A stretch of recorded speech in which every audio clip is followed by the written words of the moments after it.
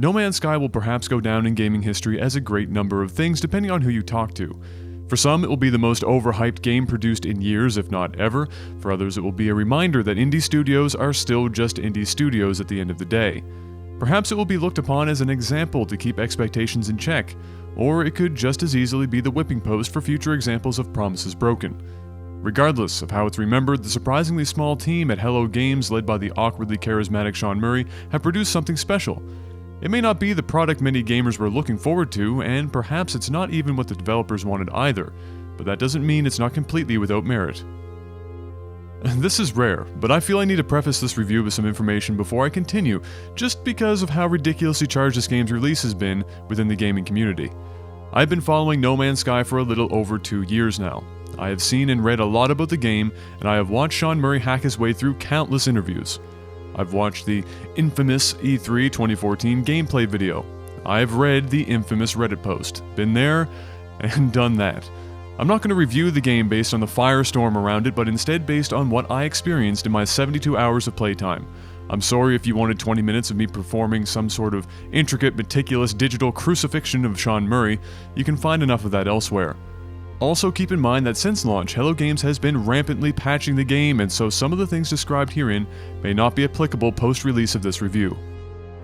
No Man's Sky places you in the boots of an intrepid explorer who has a serious case of amnesia.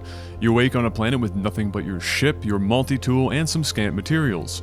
You're provided with a thin tutorial that gives you just enough to perhaps not keel over and die immediately, but other than that, you're on your own.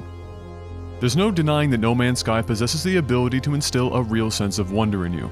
It's as impressive as it is daunting when you realize that you're on a planet all your own, one that you could, if you wanted to, spend your entire playtime exploring. Your first impressions, however, are perhaps going to differ considerably from others based on the planet you were first planted on.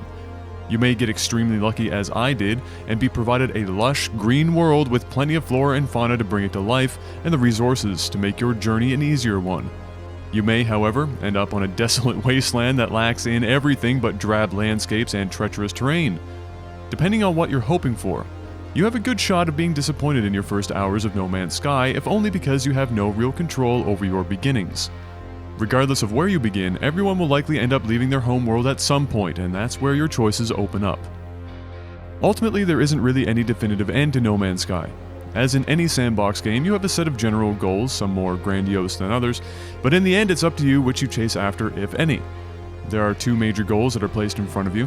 You may choose to follow the Atlas path, traversing the galaxy in an effort to discover what the Atlas really is, or you may choose to travel directly to the center of the galaxy, to what end you don't know. The Atlas path follows a more explorative approach, in that there is more emphasis placed on uncovering the history of the alien races presented in the universe, whereas traveling to the galactic core is more about the physical journey. The latter is encouraged by your mysterious benefactors that have and continue to aid you in your journey with technology and supplies, whereas the Atlas path is more of a self-funded venture. You could also, of course, choose to engage in neither of these paths and simply explore and uncover at your own leisure. Regardless of what you choose to do in No Man's Sky, you will end up going through the same general gameplay loop. At the most basic level, you'll be collecting resources for any number of reasons. Your ship requires, of course, fuel, your multi-tool requires recharging, and your life support systems aren't indefinite either. Eventually, you're likely going to want to upgrade your ship, your suit, and your multi-tool, and these upgrades require resources of various types as well, on top of the knowledge of how to craft them. As you can imagine, the discovery and collection of resources are a major part of No Man's Sky. Many resources are common to just about every planet you'll encounter, and are those most basic to your survival. This ensures that at the very least, it's nigh on impossible to landlock yourself for very long on any given planet. Beyond that, however, you'll have some exploring to do to find your resources, whether you mine them or purchase them at various trading posts. Upgrades are unlocked in a variety of ways depending on what it is you're trying to do.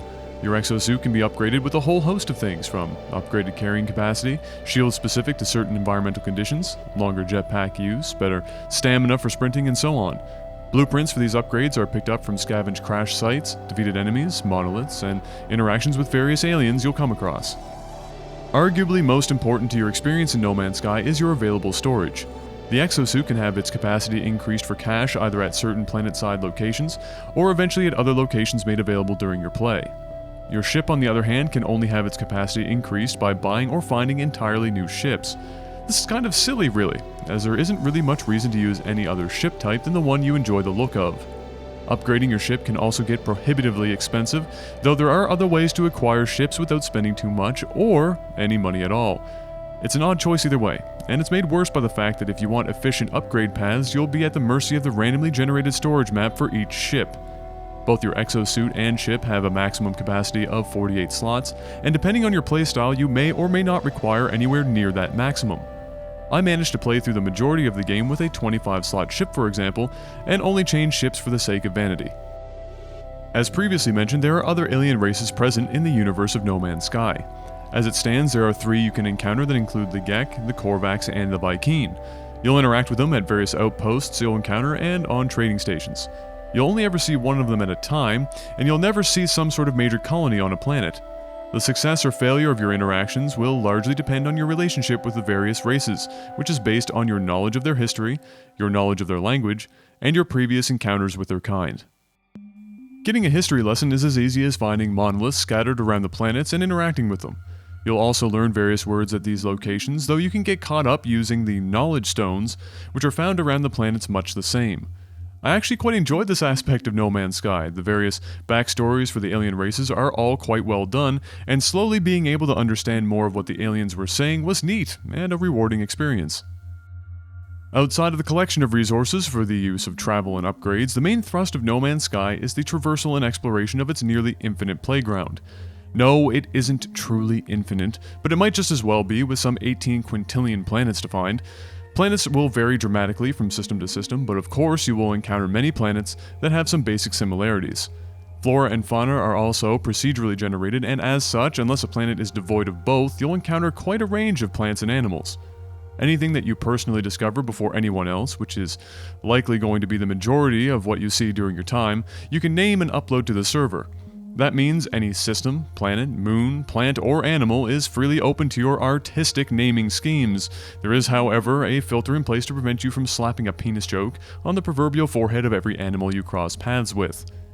It is currently possible to come across planets that others have already discovered and named, though you'll not be able to see each other as far as anyone knows based on the one time 2 folks happened to cross paths. In case you need it spelled out further, as of this review, there is no multiplayer in No Man's Sky. Getting from point A to point B on the galactic scale is largely simple, but it can be clunky when attempting to plot your own course to jump between systems. Resources of various kinds can be found in asteroid belts surrounding the planets, ensuring that some vital resources are almost always at hand without having to land the ship. Occasionally, you may be scanned by and subsequently attacked by pirates when flying around a system. You can land on a planet to avoid combat for a time, though in my experience they just wait for you to enter orbit again. Thankfully, dispatching pirates is pretty easy even with minimal upgrades. Dogfighting is unfortunately a real bore, and I found myself sighing every time another pirate or 2 decided to attack me. You will also find pirates, sometimes harassing neutral trading ships, which you can choose to help or join in the raid. The rewards for helping either side is pretty minimal though, and so unless you're looking to gain or lose some standing with the system's dominant alien faction, it's not really something that you need to concern yourself with. Graphically speaking, No Man's Sky is actually surprisingly beautiful. Some have expressed disdain for the filters and effects employed to give the game a retro 80s feel, but I quite enjoy it. It's common to be able to screenshot any number of areas to create some sort of retro sci-fi novel or movie cover. Even the planets that aren't lush and richly populated with wildlife can be eye-catching. The wildlife you do encounter ranges from perfectly viable to shades of "kill me now!" and is perhaps the most immersion-breaking aspect of planetary exploration.